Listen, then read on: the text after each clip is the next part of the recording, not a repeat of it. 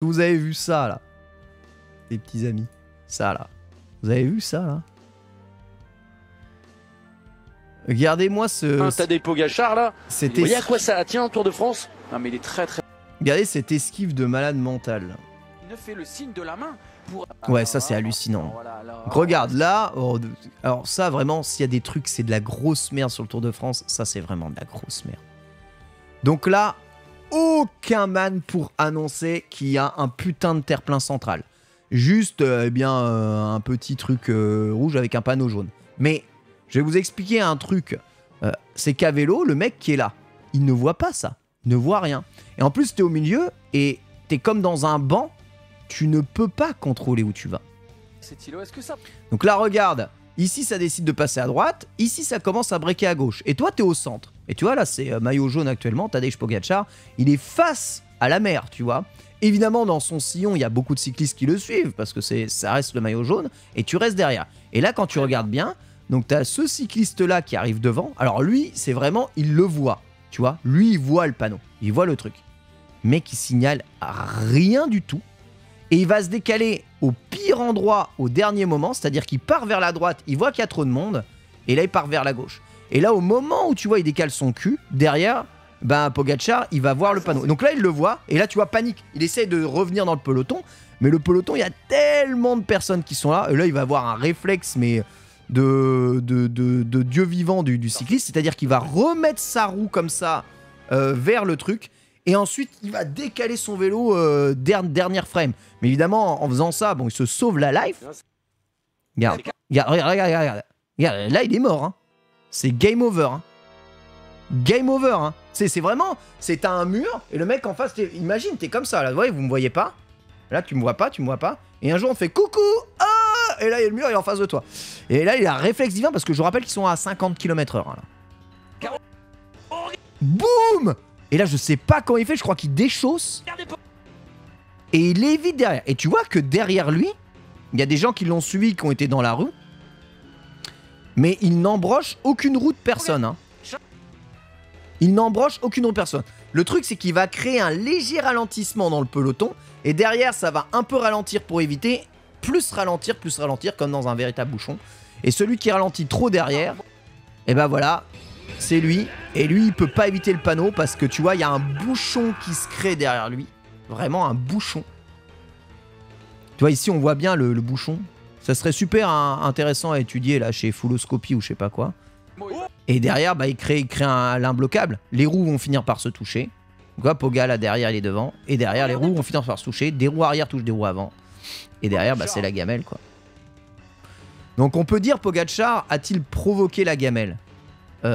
C'est bien simple. Il y a deux solutions pour lui à ce moment-là. Quand il est là. Deux solutions s'offrent à lui. Première solution, se prendre le poteau dans la gueule. À ce moment-là, qu'est-ce que ça entraîne s'il se prend le poteau en pleine gueule? Bon, déjà, fin de sa course. Et ensuite, après, chute dans le peloton derrière. Parce que à partir du moment où il y a quelqu'un qui tombe, ceux qui sont derrière vont tomber aussi, d'accord? Donc, première solution, il esquive pas. Il tombe. Deuxième solution, il esquive et malheureusement il entraîne les chutes arrière. Mais tu vas voir qu'il va en avoir conscience. Et regarde, il va regarder. Regarde, tu vois, il regarde. Il voit ce qui est provoqué derrière. Tu vois, il va donner un coup de tête. Mais quelle est l'erreur là? Quelle est l'erreur? Ouais, quelle est l'erreur? Enfin, Pogacar entraîne pas vraiment la chute. Celui qui entraîne la chute, c'est lui là. Là, voilà, lui. Ça, c'est inadmissible. Déjà, il n'y a aucune organisation pour signaler le truc. Mais surtout, en fait, il y a un code tacite à vélo. Quand on est à vélo, qu'il y a un obstacle devant toi, quel qu'il soit, et je peux vous dire, j'en fais beaucoup, et en peloton, et avec des pelotons bien moins denses que ça. Tu ne vois rien. Il y a un trou dans la route, tu ne le vois pas quand tu es derrière quelqu'un. Tu as, tu sais, un petit dodane là qui fait ça, tu ne le vois pas. Donc si tu n'as pas des signalisations, hop, de la part de certains cyclistes qui disent « Moi, je vais me décaler vers... Tu vois, je vais me décaler vers la gauche, je vais me décaler vers la droite. » On prévient qu'on doit se décaler. Et que si le cycliste devant te prévient qu'il se décale vers la gauche, derrière, tu vas suivre le décalage vers la gauche et continuer à prendre une ligne. Et derrière, ça va suivre et derrière, ça va suivre. Lui, il dit rien. Et c'est ce qui... Moi, ça me bute. Parce que vraiment, la volonté, c'est je joue pour ma gueule Et si derrière ils se prennent le poteau, bien fait pour leur tronche. Mais c'est pas ça le vélo. Ah, ça, non, c'est- personne ne prévient, ça Eh, c'est pardon. Mais personne dit rien. Regardez Pogacar. Mais Pogacar, c'est ultra instinct. Tu sais que là, c'était fin du Tour de France, hein, là. Ça pouvait être fin du Tour de France. Il se prend ça, il tombe, il se fait mal, et il est plus à 100% après, c'est fin du Tour. Hein. Mais non, il y a un code tacite. Les cyclistes, on n'est pas là pour buter les autres. Hein. On n'est pas là pour buter les autres, Tour de France ou pas Tour de France. D'autant plus, c'est le Tour de France, mais vous savez vous savez comment fonctionne le Tour. C'est-à-dire que tu as 80% des coureurs du Tour qui sont même pas là pour gagner le Tour. Hein. Il y a 80% des coureurs du Tour, leur but c'est de pas gagner le Tour. Leur but c'est de prendre le vent. C'est tout. C'est leur seul but dans la vie. Mais c'est abusé. Et jamais tu fais ça. Enfin là, la signalisation est honteuse. Et ce qui est honteux, c'est les Non, mais cyclistes, quoi. Pogacar, là, il a eu une chance incroyable. Il est passé Mais pas pourquoi loin de la correctionnelle. Mais Pogacar et sa maîtrise sur Mais un regarde ballon, ça, regarde ça. On Voilà. ne prévient pas avant. Ah ouais, Il y aurait c'est pu normal. avoir un signaleur, on aurait pu avoir aussi les coureurs, Mais les devant coureurs qui qui s'y signalent. avertissent. Hein. Ça fait partie des règles. Regarde, regarde, personne dit, personne dit rien, pas une main levée. Et surtout, mais le truc qui rend malade, c'est là, on le voit bien au ralenti, c'est que là, le cycliste qui est devant Poga, il est dans le groupe de droite, donc tu vois, il a les roues à droite. Et il fait un changement de ligne parce qu'il se rend compte, lui, visuellement, parce qu'il voit bien qu'à gauche, il n'y a plus d'espace. Donc il go à la gauche, mais sincèrement, il aurait pu, en allant à gauche, faucher la roue aussi de celui qui est devant. Vous voyez à quoi ça tient, Tour de France? Ah oui, c'est incroyable. Très très surpris. Vous savez ce qui se passe, c'est vrai qu'il n'y a aucun coureur qui ne fait le signe de la main pour écarter. C'est pour prévenir. abusé. Il y a ces fameuses règles tacites. Tu as raison, Guillaume, de le. Personne fait le putain de signe de la main. Personne fait le putain de signe de la main. Alors ça, c'est le premier truc qui fait péter un câble. Vous voulez voir le deuxième truc qui fait péter un câble? Cavendish qui vient d'attaquer, il en... Bon, là, c'est extraordinaire ce qui vient de se passer, évidemment, sur le truc, mais... Bon, attendez. Deuxième truc qui fait péter un câble, donc le sprint final d'hier. Donc, bon, sprint historique, remporté par Mark Cavendish, 35e victoire, l'homme le plus titré au Tour de France, l'homme qui a gagné le plus d'étapes au Tour de France, Iba Eddy Merckx, légende incroyable, il remonte sur le vélo à 39 ans, malade comme c'est pas possible, et le mec il gagne, enfin c'est juste insane, tu vois, vraiment le missile de Man, quoi. Mais regardez, alors il y a un sprinter aujourd'hui qui est parmi les sprinters les plus forts du peloton, qui est celui qui a gagné, je crois, le plus d'étapes l'année dernière au Tour de France, c'est Jasper Philipsen, donc il est là, le coureur d'Alpecin de Koenig. Et il y a une règle dans les sprints finales, ou sprint finaux si vous préférez, c'est que les coureurs qui sont derrière n'ont pas le droit de changer de ligne de sprint. Tu trouves ta ligne de sprint et t'y vas. Donc là, il y a un virage avant le sprint. Donc, ouais, donc là, ils sont à fond à plus de 60 km/h, quasiment 70 km/h. Ça bourre très très fort. Philipsen est là et tu vois, ils sont sur le bord droit de la route. Et là, après le virage, et ben Cavendish, tu vois, il va se décaler. Putain, la vitesse j'ai du mal à gérer. Donc, Cavendish va choisir de prendre le côté gauche, mais il est devant actuellement en sprint. Et t'as Philipsen, il fait ça. Regarde, il part de là. Regardez bien. Tac, tac, tac, tac. Regarde. Tu crois qu'il a changé de ligne là ou pas? Hein? Est-ce que tu crois qu'il a changé de ligne? Regarde, vous allez voir, c'est encore plus frappant. Regardez là. Donc regardez bien ce que fait Cav. Regarde. Vous voyez ce coup de tête là? Vous voyez ce coup de tête? Ça c'est le coup de tête d'un des meilleurs sprinteurs du monde, d'accord? Ok? Coup de tête, y a-t-il quelqu'un à côté? Puis-je me décaler? D'accord? Réponse, oui. Je peux le faire. Je peux le faire. Il est à 70 km/h en plein effort. Il check la place. Jasper Philipsen, check rien du tout. Il roule comme un taré derrière. Et là, la seule chose qu'il voit, c'est que Cav est devant et que Cav se décale. Et là, il réfléchit pas 5 secondes. Il décale comme un bourrin. Bon, alors là, s'il pouvait écraser tout le peloton, c'est pas grave. Et là derrière, bah, il va écraser. Oui, Evan et t'as Pedersen qui va se bouffer la rambarde. Je veux dire, il l'a expédié dans le mur. Pourquoi ça se produit? Il l'a pas fauché directement. Mais en faisant ça, il fait ralentir les mecs qui sont derrière. Bah oui. Et du coup, bah, Pedersen, il est compressé. Renvoyé contre la rambarde. Et c'est très clairement son décalage qui envoie... Le fait est, c'est qu'il y a une justice. Putain, le mec, il se fait trop mal. Il y a une justice, Cavendish arrêtera jamais. Et même, il a pédalé tellement fort, Cavendish. Tellement fort. Je sais pas si vous voyez là, par terre, c'est sa chaîne. Il a pédalé tellement fort, avec tellement de watts. Quand il a arrêté de pédaler, la chaîne, elle a pouf. Elle a explosé. C'est vraiment, on dirait un manga. On dirait Yowamushi pédale. Mais vraiment, c'est la vraie vie. Des fois, c'est pire que le manga. C'est abusé. Abusé. Et là, voilà, il devient champion, recordman du monde. C'est abusé. Il y a une scène où on le voit encore mieux là sur mon Discord. J'avais posté. Les photos sont incroyables.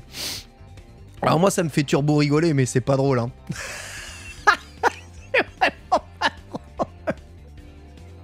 C'est vraiment pas drôle. Je suis turbo mort. C'est horrible. Voilà, donc tu vois, sprint final. Donc tu vois, vraiment, ça c'est Mathieu Van Der Poel. Ok, donc la stratégie c'est toujours la même. T'envoies Mathieu Van Der Poel, champion du monde devant. Jasper Philipsen dans son cul. Comme ça tu peux lancer le sprint avec l'air pris. Et regardez, hein, regardez où se trouve Cav. Hein. Ok, plutôt dans le peloton. Il est même pas là, je crois qu'on le voit même pas. Il y a maillot vert devant. Voilà, il est là. On le voit à peine. Je crois qu'il est quelque part par là. Voilà, on le voit ici. D'accord? Il est loin, hein? Il est loin, hein? Il est très loin. Tu vois, la position, elle est idéale. Van Der Poel, Philipsen, etc. sont trop bien placés. Il est loin. Hein. Il est derrière son collègue qui fait le taf. Tu vois? Et c'est hallucinant comment est-ce qu'ils vont finir par bien se placer tous. C'est vraiment assez ouf. Donc là, tu vois, quand c'est cette configuration-là, donc là, tu vois, il est là. Il me semble que Cavendish, il est là, derrière les deux collègues. Ok. Et là, le sprint va se lancer. Et ce qui est super intéressant, c'est de voir comment stratégiquement les trucs se placent. Donc déjà, tu vois, certains lâchent le sprint. Tu vois. Donc déjà, ça, c'est casse-couille. Le mec lâche le sprint, il check même pas derrière. Donc derrière, ça veut sprinter, donc il est obligé de l'esquiver en... Il est obligé de l'esquiver en just frame. Il est obligé de s'esquiver en just frame. Donc voilà, donc déjà, esquive just frame là. Le mec s'est même pas retourné. Hein. Il s'est même pas retourné, il fait chier tout le monde. Pas grave. Et derrière Cav, il est là. C'est ça qui est ouf. Maillot vert ici. Philipsen positionné en mode trop bien. Et regardez l'intelligence. C'est surtout à quel point il a de l'expérience Cavendish. Parce que là, avant de lancer le sprint, il est tellement loin. Et là, regardez. Là, ça commence à appuyer. Tu le vois parce que tu as l'épaule là qui commence à ressortir. Et là, tu dis, ok, ils vont vraiment appuyer sur la pédale. Et là, à ce moment-là, bah, c'est de la vision. Hein. C'est vraiment de la vision, des jambes et de la vision. Quand tu es dans ces vitesses-là, après 160 km, regarde, il y a petit décalage. Hop. Et vous allez voir un truc de ouf que vous allez remarquer juste après, qui est vraiment chaud. Regardez quand Cavendish, qui est là, se rapproche de Jasper Philipsen, qui est juste derrière sa mule. Hein. Donc Mathieu Van Der Poel. Donc il arrive à ses côtés. Alors, déjà là, tu vois, ça entrechoque pas mal. Hein. Tu sens déjà qu'il faut faire de la place. Donc là, il va quand même volontairement pousser un peu un man. Ça, c'est chaud hein, quand même. Hein. En vrai, c'est chaud. Hein. Tu vois, parce que là, il a failli faire tomber quelqu'un. Donc tu vois à quel point c'est déjà... En vrai, là, ce que fait Cav, c'est un peu chaud, quoi. Alors, Van Der Poel, c'est la mule.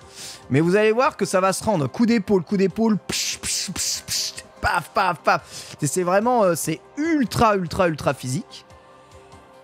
Et là, lorsque bah, tout le monde est en train un peu de fermer, là, Cavendish, par contre, il se crée ses ouvertures. Hein. Vraiment. Alors, il fait tomber personne. Hein. Il fait tomber personne. C'est juste du coup d'épaule, du coup d'épauling. Mais il arrive à trouver des trous de souris, ma gueule. Oh, c'est quand même abusé. Et regarde l'angle qu'il trouve pour passer. Alors qu'il y a un coureur qui arrête le sprint, tu vois. Ça, c'est vraiment pour lancer. Devant, là, le coureur DSM, il arrête. Et il va passer au milieu de la vague. Et là, tu vois, c'est vraiment au moment où il voulait s'insérer qu'il y a le mec qui s'arrête. Et là, il va réussir à faire esquive.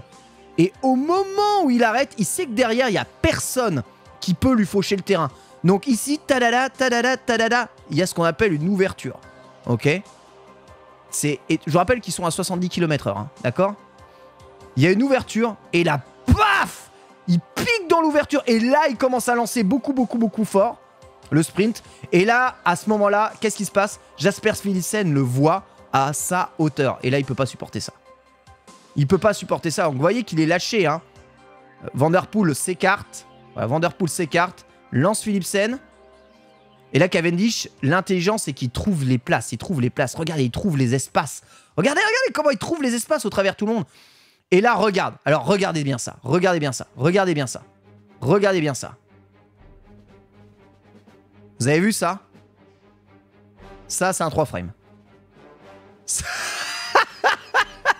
c'est un 3 frames. Ça, c'est clairement un 3 frames, je le reconnais. Plus 2 en bloc. Plus 2 en bloc. Ça, ce petit coup d'épaule là, de FDP sa mère là, qui est coupé par le truc, c'est vraiment, putain, il est passé devant, je vais lui faucher sa race. Vraiment. C'est vraiment ça. Parce qu'il a aucune raison de se décaler ici comme ça. C'est juste qu'il a perdu l'espace. Il s'est décalé trop tard. Cavendish était déjà dans la roue et c'est mort. Et là, il y a le virage. Regardez. Avoir vitesse réelle, c'est n'importe quoi. Au ralenti, déjà, c'est n'importe quoi. Ça, c'est du ralenti. Hein. Ok? C'est du ralenti, ça n'a aucun sens. La vitesse à laquelle ils vont. Et là, du coup, t'as la guerre. T'as Cavendish qui doit être là. Philipsen qui est derrière, qui voit qu'il est dépassé. Tu vois, il est là. Donc, c'est ouf. Déjà, en 3 images, la distance qu'il lui a mis. Hein. Donc là, il est vraiment en position pour gagner le sprint. Virage et la sprint finale.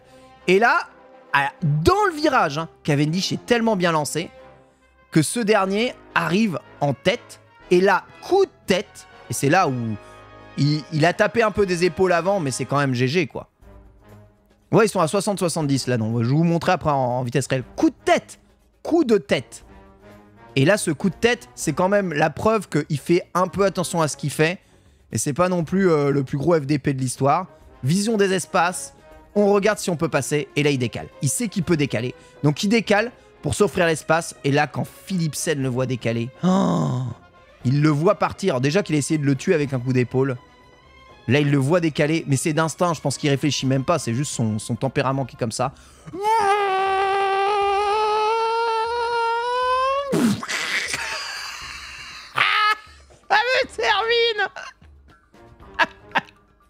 Ça me termine. Ça me termine. Le follow-up, c'est tu veux pas rater l'Okizem. Et qui traverse tout le terrain. Et il va écrabouiller Petersen dans la rampe. Ouais, c'est Drive Rush Cancel, c'est exactement ça. C'est vraiment Drive Rush Cancel. Il a mis toutes les barres. Burnout. derrière, mais c'est incroyable ce qu'il y a dans ce truc. Derrière, regardez. Hein. Regardez lui. Donc là, il y a Max Petersen qui est par terre, qui globalement mange le bitume. Ok. Là, c'est bien simple, il y a 2 choix. Soit il se fait écraser la gueule, littéralement par tout le peloton derrière, soit il y a des génies du cyclisme qui, à 70 km/h, sont capables de faire ça. Regardez bien. Regardez bien. Là, il y a sa tête en face de sa roue. Boing! Le saut de Mario Kart! Ils sont à 70! Tout est incroyable dans ce sprint final. Tout est incroyable. Je sais plus qui c'est. Le mec va sauter au-dessus du man pour lui sauver la life. Il va lui sauter dessus. Regarde. Il est comme ça. Il fait un bunny hopping à 70 km/h. C'est la maîtrise technique. Et littéralement, je pense qu'il sauve Petersen. Bon, déjà, lui, il se sauve de la chute. Hein. Mais il sauve Petersen de graves contusions. Parce que là, un vélo, tu prends une roue de vélo comme ça à 60 km/h, t'as pas bien. Et il lui saute dessus. Et littéralement, il sauve presque la life. Parce que la roue, elle était là. Tu te rends compte un peu de ce qu'il a fait? Je sais pas si vous en avez... Regardez ça, c'est la vitesse réelle. Regardez vitesse réelle. Boum! Boing! Vitesse réelle, c'est insane. C'est insane. Et enfin, bah, Philipsen n'arrivera pas à rattraper. Et Cavendish, il passe, mais tout seul, hein. Tout seul devant. Tout seul devant. Voilà. Et on peut revoir même l'arrivée sur le côté, c'est débilissime. On voit que toute sa chaîne est complètement détruite à l'arrivée sur la ligne. Moi, vraiment, ce sprint, il s'est passé tellement de choses à la seconde entre les coups d'épaule, la vision des espaces, Philipsen qui essaye de slash terre avec un petit crush de Urien là derrière. Enfin, c'est hallucinant. C'est hallucinant ce qui s'est passé. Et ouais, regardez ça. Donc ça c'est l'état de la chaîne. Donc regardez bien. Ça, c'est l'état de la chaîne de... On peut voir en grand, c'est encore plus drôle. C'est l'état de la chaîne de Cavendish à l'arrivée. Donc regardez. Il a démoli la chaîne. Regarde la chaîne, elle est là. Il a arrêté de pédaler, la chaîne a fait... je viens de prendre 1700 watts. La chaîne, elle est en PLS. Elle a complètement dégalé du vélo. Le derrière, il est comme ça, il en pouvait plus. Le derrière, il a pris comme jamais il a pris dans la gueule. Regarde là, il termine à pas de chaîne. Je rappelle que l'année dernière, s'il a raté la 35e victoire, c'est parce qu'il était tellement puissant sur le vélo que le vélo était mal calibré et que la vitesse sautait entre le pignon 12 et le pignon 11. Et il le raconte dans le docu Netflix du Tour de France. Il dit j'ai perdu contre Philipsen parce que mon vélo avait la vitesse qui sautait derrière. Et si tu as la vitesse qui saute, bah, le développement reste pas max pour optimiser ta vitesse. Et tu perds du watt, tu perds de la puissance. Et tu perds en vitesse. Donc ouais, il avait le dérailleur qui sautait derrière. Mais c'est parce que le mec, il appuie...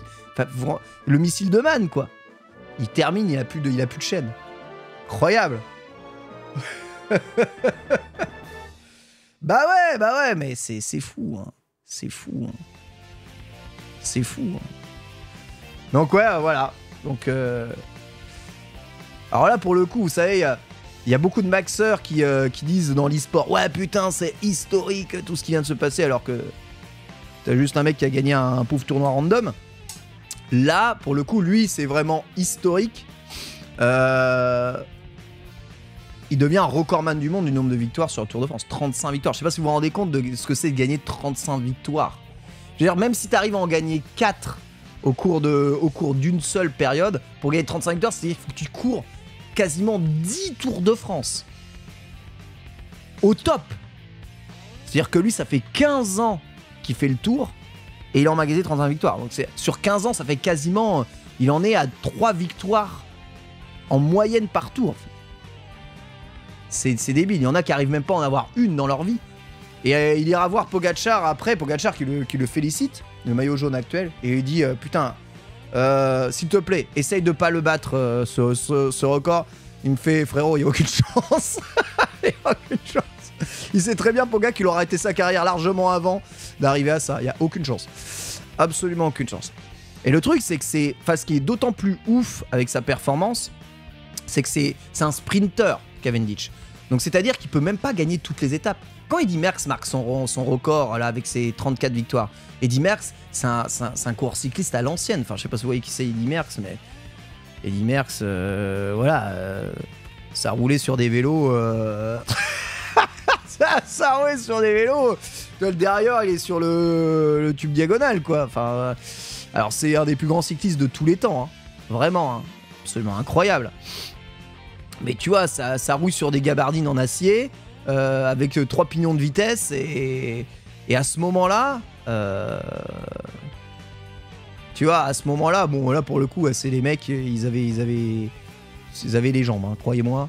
C'est abusé ce qu'ils arrivaient à faire avec des vélos qui étaient souvent pas adaptés au relief qui faisaient. Moi, je n'arrive toujours pas à comprendre comment ils faisaient, mais bon. C'est des warriors absolus. Mais tu vois, à l'époque d'Eddy Merckx, il y avait moins de différence de spécialistes entre les sprinteurs, les grimpeurs, les machins, les trucs. Donc Eddy Merckx, il gagnait des étapes de montagne, il gagnait des étapes de plat, il gagnait plein de trucs, tu vois. Il gagnait plein de trucs. Et Cavendish, il fait 35 victoires que sur du sprint. C'est-à-dire qu'Eddy Merckx, quand il fait ses records, il les fait sur toutes les étapes possibles et imaginables dans les années 50, tu vois. Cavendish, c'est que sur les étapes de sprint. C'est dire le nombre de sprints qu'il a remporté dans sa life. C'est insane. Bah ouais. Donc, il a remporté en moins d'étapes possibles beaucoup plus de titres qu'Eddy Merckx. C'est dire la domination qu'il a eue durant certaines années, hein, Mark Cavendish.